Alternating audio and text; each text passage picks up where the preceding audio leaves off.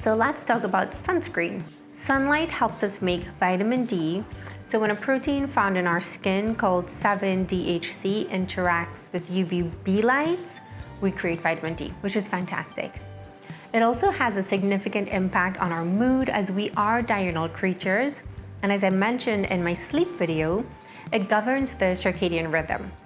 But UVB rays in large amounts can be harmful, as it has been proven to be a risk factor for some skin cancers, premature aging, sunburns, and hyperpigmentation. Exposure early in the morning or late afternoon is perfectly fine. You want to avoid those peak hours and, if possible, apply sunscreen just to protect your skin. Sunscreen is something that goes on your skin that helps reflect or absorb the radiation in the UV range, and it can either be organic or chemical, or inorganic or physical. Organic sunscreens tend to absorb the UV light itself, whereas the inorganic or mineral sunscreen will reflect or scatter the UV light. However, some of them can also absorb UV light. So, SPF, what does that mean? It's actually the sun protection factor, and it measures the ability to protect you from sunburns, mainly caused by the UVB rays. Broad spectrum means that it also protects against UVA rays.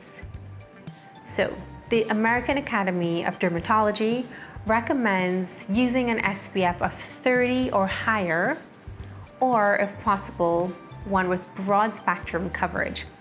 That is water resistant. The higher SPF doesn't necessarily mean the greater the protection.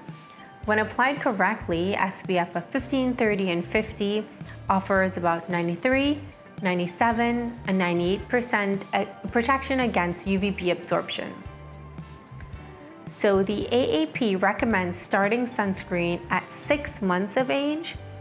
Before that, you really want to try as much as possible to use physical barriers. If you absolutely must use it, you can apply a tiny amount on the face or the hands or the exposed parts. An adult will need about 1 full ounce or 30 milliliters of sunscreen. And you have to repeat this often, about every 2 to 3 hours, or after bathing in the ocean or the pool or sweating intensely, because it will decrease the efficacy. The general rule is that you should apply 1 teaspoon to each part of the body. So 1 teaspoon to the face, arms, legs, 2 teaspoons to the torso and the back. And you want to do this about 15 to 30 minutes before sun exposure. So that's a lot of sunscreen. A lot of us don't actually use that much. Let's talk about the safety, which I know has been of concern recently. The mineral or inorganic sunscreens are excellent. They have an excellent safety profile because it is minimally absorbed. However, by adding titanium dioxide or zinc dioxide nanoparticles, it does have the potential to be absorbed, and the research is ongoing. So what we know so far is that it seems to only get absorbed in the superficial or top layers of the skin, which is likely harmless. So that means it doesn't get into your bloodstream. But like I said, the research is ongoing. Without those two components, it is perfectly safe. So organic or chemical sunscreens, there is limited data on the extent of absorption into the body, meaning that it does indeed reach your blood, so it is absorbed. In the 2 major studies looking at this that were done, participants applied the maximum recommended amount of sunscreen on their bodies and then had their blood tested for the components of the sunscreen to see if it was absorbed. And indeed, it was. In both studies, the amount absorbed exceeded the minimal threshold established by the FDA for actually looking further into the situation. That means there are ongoing studies. In real life, however, we probably use about a quarter of what they applied in their study.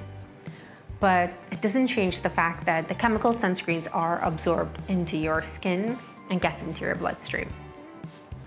Can it affect your hormones? I've been seeing a lot of discussion around this, and so I looked into the data. Again, some studies suggest that it can, but more research needs to be done to find out the extent, for example. So some ingredients like oxybenzone and octinoxate, which have an estrogenic effect in animal test subjects. So that means that the male test subjects, so in this case it was test rats, they did have some estrogenization in their bodies.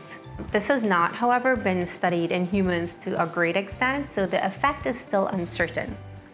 In one study, even though the ingredients were present in blood and urine samples, the FSH and LH levels were unchanged. And I'll explain what that is in a little bit. In another study, looking at couples trying to get pregnant, males with concentrations of two of the ingredients that I mentioned above the 75th percentile took a longer time to get pregnant.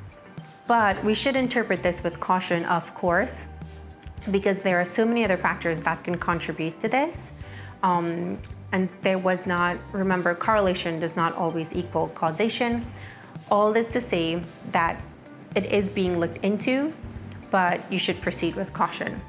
And so I wanted to mention the LH and FSH. These are two hormones that play a role in estrogen regulation in adults, mostly human females. And so they looked at that in one of those studies to see if there were any changes in the study subjects that use large amounts of sunscreen, and they did not find any changes. So I think that is reassuring. However, like I said, a lot more research has to be done in this subject. Okay, so I think the overall big picture is that although sunlight has so many benefits, obviously, it also has a lot of harmful UVB rays that tend to peak around the middle of the day. And so it is absolutely beneficial to be outdoors, be outside, get a lot of sunlight exposure, but you also want to consume responsibly, right?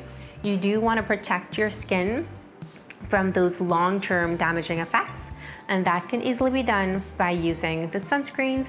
It appears, at this point, at least to me, that the mineral sunscreens tend to be a little safer.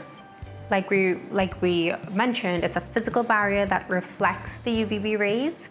However, right now what's on the market for chemical sunscreens, it's still safe, as we've seen that even though some of the ingredients are thought to be a little harmful, the studies have shown that it is not being absorbed into the body to that great extent to actually cause the harm, although the theoretical risk is there. And as I mentioned, the AAP recommends that you start at 6 months. Before that, you want to use clothing with UV protection, so long sleeves or the onesies, the hats, an umbrella, physical screens, just to protect your baby. And also try not to have them out in the direct sunlight at peak hours.